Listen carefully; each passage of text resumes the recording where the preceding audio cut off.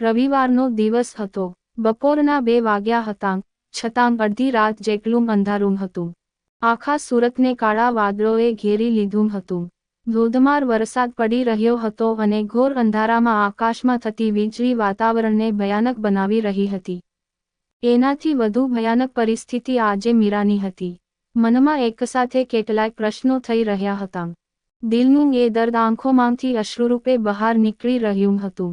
મારી એવી શું ભૂલ થઈ ગઈ કે એને મારી સાથે આવું કર્યું? શા માટે એ મને છોડીને ચાલ્યો ગયો? એવું તે શું થયું કે એની પાસે મારી વાત સાંભળવાનો પણ ટાઈમ નહોતો? અને મીરા પોતાની જાત સાથે વાત કરતી કરતી સવારની ઘટનાને યાદ કરવા લાગી. મીરા ચાલ જલ્દી ઉઠ હવે, રવિવાર છે તો આખો દિવસ સૂવામાં જ ના કાઢવાનો હોય, જલ્દી જાગ હવે. રસોડામાંથી સુમિત્રાબહેન બોલ્યા. અરે મમ્મી, રવિવારે મોડે સુધી સૂવાની મજા જ અલગ છે. મને સૂવા દે ને થોડી વાર રૂમમાંથી મીરા બોલી. સુમિત્રાબહેન અને મોહનભાઈને 2 દીકરી, નાની રાધિકા અને મોટી મીરા. રાધિકા હજુ કોલેજના પ્રથમ વર્ષમાં અભ્યાસ કરે અને મીરાનો અભ્યાસ પૂર્ણ થઈ હોવાથી તે અત્યારે જોબ કરે. મીરા, એને જોતા જાણે એમ થાય કે ભગવાને એને ઘડવામાં ખૂબ મહેનત કરી હશે. લાંબા કાળા કમર સુધી પહોંચે એટલા વાળ, મોટી મોટી આંખો કે એને જોતા જ એમાં ડૂબી જવાનું મન થાય. ગુલાબી ગુલાબી હોઠ અને ત્વચા તો જાણે એટલી ગોરી કે દૂધ પણ એની સામે ફિક્કું લાગે. અને સ્વભાવ પણ એનો એટલો જ નમ્ર. કોઈ વ્યક્તિ એને જોતા જ એના પ્રેમમાં પડી જાય એવી છે મીરા. મીરા ઘડિયાળમાં તો જો, 9 વાગવા આવ્યા ને હજી તારે સૂવું છે. જલ્દી ઉઠ નકર હું હમણાં તારા પપ્પાને કહું છું. સુમિત્રાબહેને ગુસ્સામાં કહ્યું. શું 9 વાગી ગયા? મીરા તરત ઊભી થઈ અને આંખો ચોળતા ચોળતા પોતાની સાથે જ વાત કરવા લાગી. ઓહ નો, આજે તો આરવે મને કોઈ જરૂરી કામથી 10 વાગે મળવાનું કહ્યું હતું. જે દિવસનો કેટલા ટાઈમથી રાહ જોતી હતી, એ ફાઇનલી આજે આવી જ ગયો. આખરે 2 વર્ષ પછી ફાઇનલી હું એને મળીશ. હું કેમ ભૂલી ગઈ આ વાત? શું એ કહેવું હશે એને મને? શું એને પણ મારા માટે એવી જ લાગણી હશે? એના માટે આ કેવી લાગણી છે એનાથી તો હું પોતે અજાણ છું.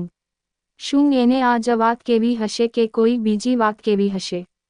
પણ એ જાણવા તારે એને મળવું પડશે અને એ માટે ચાલ જલ્દી કર મીરા. ફટાફટ નાહીને તૈયાર થા અને જલ્દી પહોંચ નકર મોડું થાશે તો એ તને કેટલું સંભળાવશે.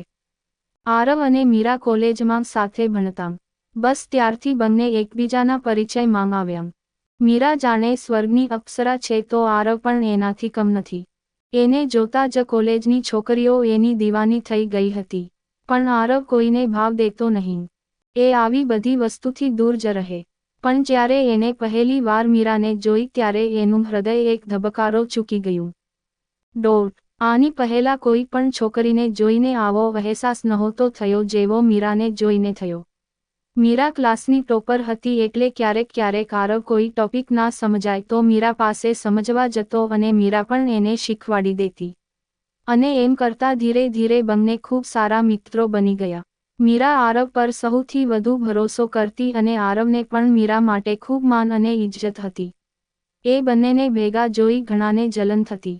કદાચ એને લીધે જ મીરાના જીવનમાં ઘણા તુફાન આવવાના હતા જેની ખબર શાયદ કોઈને ન હતી. મીરા ફાટફાટ તૈયાર થઈને રસોડામાં આવે છે. જોયું તારા પપ્પાનું નામ સાંભળી કેવી તરત ઉઠી ગઈ? મીરાને જોઈ સુમિત્રાબહેન બોલ્યા. આ સાંભળી બહાર હોલમાંથી મીરાની નાની બહેન રાધિકા બોલી. અરે મમ્મી, મીરાદી પપ્પાનું નામ સાંભળી નહીં.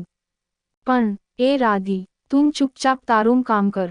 મીરાએ રાધિકા આગળ કંઈ બોલે એ પહેલાં એની વાત કાપીને થોડાં ગુસ્સામાં બોલી. અને એ સાંભળી રાધિકા હસવા લાગી. અને પછી સુમિત્રાબહેનને કહ્યું મમ્મી, હું એક કામથી બહાર જાઉં છું, બપોર સુધીમાં આવી જઈશ. પણ મીરા, નાસ્તો તો કરતી જા. સુમિત્રાબહેન બોલ્યા. નહીં મમ્મી, અત્યારે ટાઈમ નથી, મારે મોડું થાય છે. ટાટા, જય શ્રી કૃષ્ણ. મીરાએ કહ્યું અને હોલમાં રાધિકાની માથે ટપલી મારીને કહેતી ગઈ બહુ જીભડી વધી ગઈ છે તારી. આવા દે મને, પછી કંટ્રોલમાં લઈ લઈશ. રાધિકા હસતાં બોલી એ આવો ત્યારે જોયું જાશે, પણ અત્યાર માટે ઓલ ધ બેસ્ટ. હાં હવે, બહુ ડાયલે, ને આ તારો મોબાઈલ મૂક. હમણાંથી બહુ વધી ગયું છે તારું. આટલું કહીને મીરા ફટાફટ આરવને મળવા માટે નીકળી ગઈ. રાધિકા મીરા અને આરવ વિશે જાણતી હતી. એ જાણતી હતી કે મીરા અને આરવ ખૂબ પાક્કા મિત્રો છે અને કદાચ મિત્ર કરતાં પણ વિશેષ છે. એ હંમેશા બંનેને સપોર્ટ કરતી, ક્યારેય તેમની વિરુદ્ધ નહોતી થઈ. મીરા નક્કી કરેલ સ્થળ એક ગાર્ડનમાં પહોંચી ગઈ. 9ને બદલે 9:30 વાગી ગયા હતા. મીરા આરવને શોધી રહી હતી. વધુ આવતા ભાગમાં આવી જ સ્ટોરી સાંભળવા માટે ચેનલને સબસ્ક્રાઇબ અને વિડીયોને લાઇક કરજો મિત્રો. ધન્યવાદ.